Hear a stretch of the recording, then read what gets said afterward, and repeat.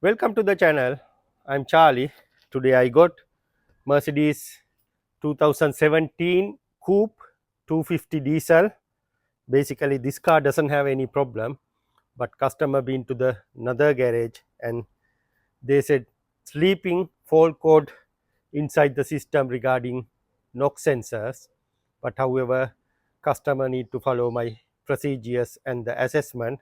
Then he came to me. At the moment I'm going to plug in and have a look what's going on there. And also another thing, customer told fuel consumption very low.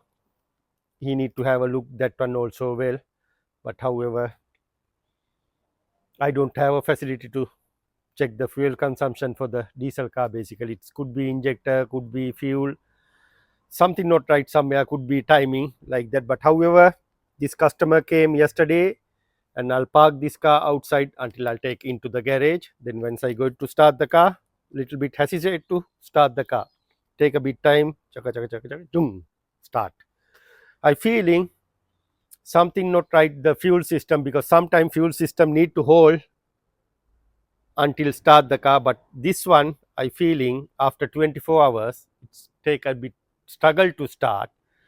I feeling something related to the fuel, but to be honest I'm not sure. I'm not worried about the that side because I'm not fully aware of the that side talk too much. But however, I'm going to start the car. Yeah, now it's starting fine, but before it's take a like a couple of turn to start the car, and no any warning light at the dashboard, all clear. Right, I'm going to check faulty codes. I'm going to take a high speed scan report. Right, done. Collision prevent to faulty codes, I'm not bother. Audio 1, it's okay. TPAD touchpad, it's okay, no problem. SD sliding roof, yeah, no problem. And communication control, nothing. Right, I'm little bit worry about the under the engine control, but at the moment no faulty code, you can see it's green. But I'm going to check any sleeping code there, because the customer told me he has a sleeping code for the bank 1 NOx sensor 2. I'm not sure, we'll see. Read faulty codes. See, nothing, no faulty codes. Because he mentioned me he has a faulty code for the bank 1 NOx sensor 2, however nothing there. Next step, I'm going to follow my procedures. I'm going to jack up the car and I'm going to check AdBlue injector hole. Sometimes it can be clog up, most time we can see the it's clog up. I have to clean that one. Then after that I'm going to check the live data, DPF and related things. Before I going to do anything, I'm going to underneath jack it up the car and check AdBlue sensor hole first of all. And once I remove everything, I'll come back to you. Yeah, as usual, it's blocked. You can see inside there is a tiny pinhole there. Then we need to clean that one. After that it's getting bigger. Also, thank you. Also, I'm going to show you tip of the AdBlue sensor. You can see sensor tip also fully clog up. Once I clean, I'll come back to you.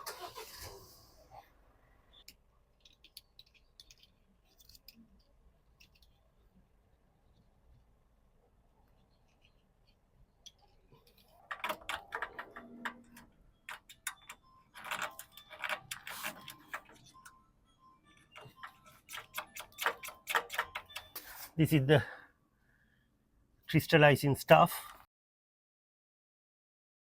Now you can see the hole, very big, no? Is it? Yeah. Now all nice and clean. Then I'm going to install this sensor back. After that, I'm going to take it to the motorway journey. Okay, we clean the AdBlue injector hole. You saw all crystallizing. We clean everything. At the moment, I am not worried about the DPF filling level and everything. Okay, as should be everything. Just I want to make sure the NOx. At the moment, I get the live data for the NOx upstream and the NOx downstream. I want to check the figures while I driving. If it everything okay, I'm happy. I'm not worried about other DPF filling level, temperature sensors all okay, because this car doesn't have a problem. Only the main concern for the NOx sensor. Then I'll already zero the mileage and we are going to head into motorway journey, 20 mile roughly, and we'll have a look after that what's going on for the that figures. At the moment all figures zero. It's need to heat up the exhaust system before the sensor work.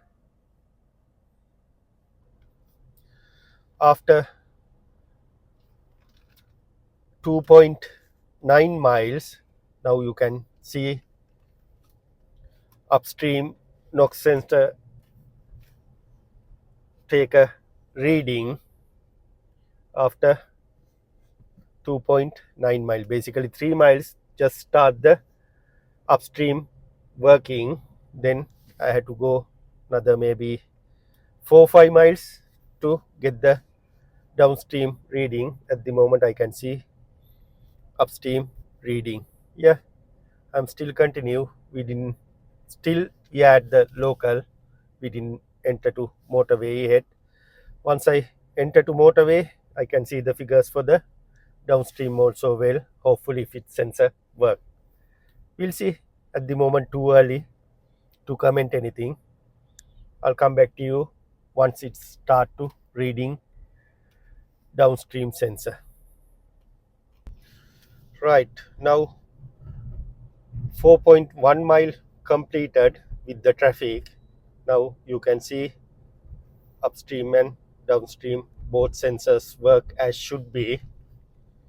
That's a good sign. Then I'm not worried about the NOx sensors anymore. Then after that I'm going to exit from this menu and I'm going to check the live data for the DPF and temperature sensors. Right, now I'm going to change DPF section. How is the temperatures going to be work? And I can see filling level now 39%. We'll see what happened in the motorway that figures. Yeah, now I'm at the motorway 70 miles per hour speed. Now we can see the temperatures going up.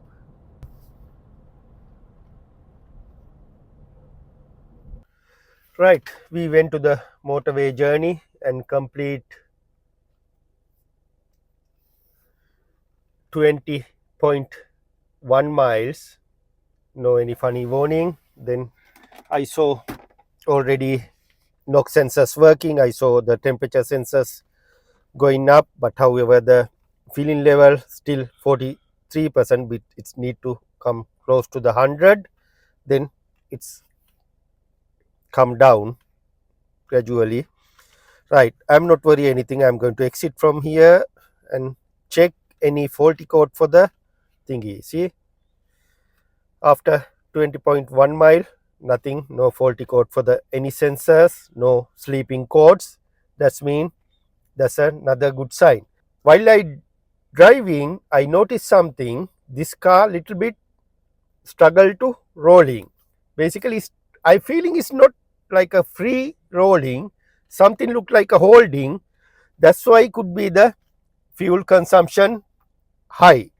That's why customer complaining fuel consumption high.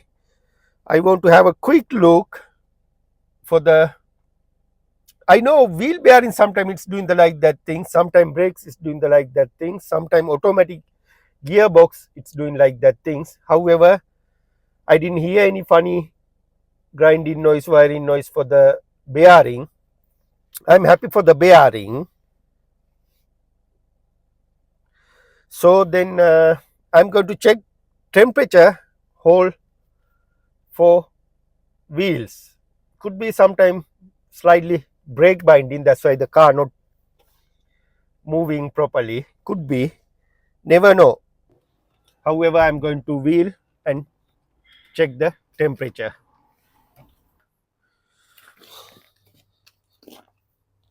Right, this slightly corroded. We'll see the temperature inside, 49.2. I didn't feel anything to the outside. And we'll see the this side,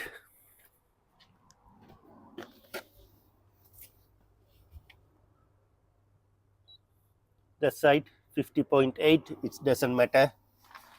Right, we'll see how about the back.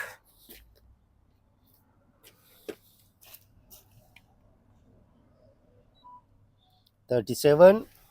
And this side,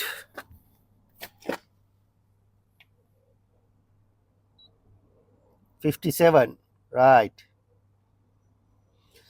I feeling could be this is the problem for the more fuel consumption. It shouldn't be like that way, because I feeling something not right that side. Could be brake caliper, could be slider pins, never know. But I know the answer now, because this car little bit brake holding. However, answer will there. I am going to pass message to the customer. Once he sort out that one, could be that fuel consumption going to be fine. Right, okay. One stone, two answers. AdBlue system, DPF and emission system all fine. He have a slightly doubt for the sleeping faulty codes, but now I'm prove to him he don't have any sleeping faulty code. His emission system work perfect. And second thing, he told me little bit fuel consumption higher. Now you know, front two wheels nice and balanced. This side okay, that side higher. Then I'm going to pass him to message and ask him to sort out that one. Then after that, problem should be okay by experience, I'm saying. Okay, thanks for watching. Now we know how it's going on. This is the my job. Need to do the my assessment, plus need to find out something for the fuel consumption.